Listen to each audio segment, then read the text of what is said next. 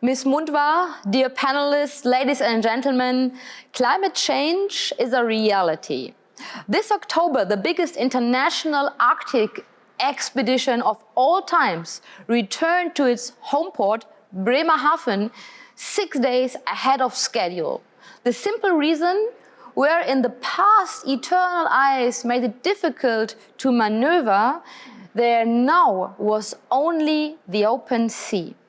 The Arctic temperature is more than 7 degrees higher than it was 100 years ago.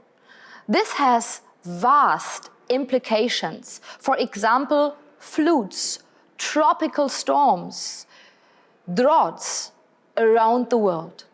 This shows climate change is far more than an environmental issue. It has crucial implications for the economy, for peace and stability, for security and migration policy. It has therefore become one of the determining factors of foreign policy at large.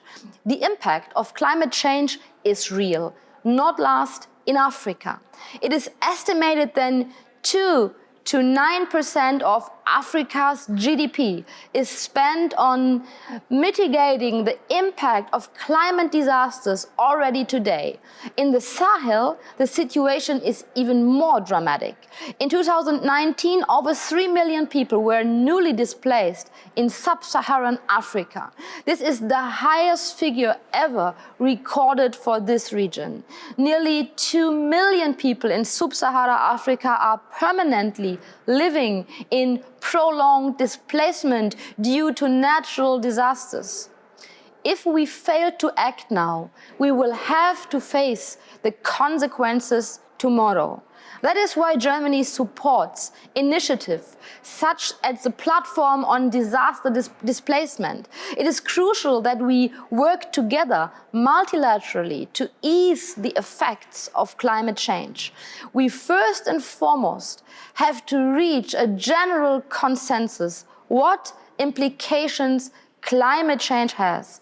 It has been a big success in that regard to include a strong reference to disaster displacement due to climate change in the Global Compact for Migration. Also, we have to support projects on the ground. As Federal Foreign Office, we are funding, for example, projects led by the International Organization for Migration to provide shelter for individuals displaced by flooding or other disasters.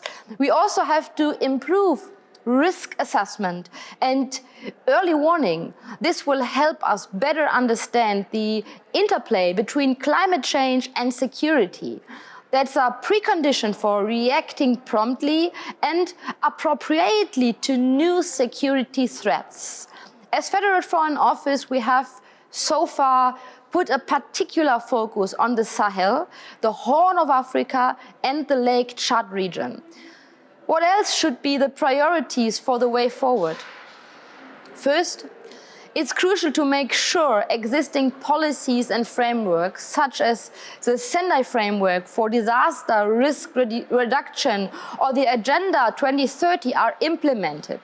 Second, it is important that countries include persons who are internally displaced because of disasters in their national legislation so that they receive adequate protection and assistance. And third, we need to strengthen climate change mitigation and adaptation action through sustainable development projects. In doing so, we can build on the mechanism of the Paris Agreement.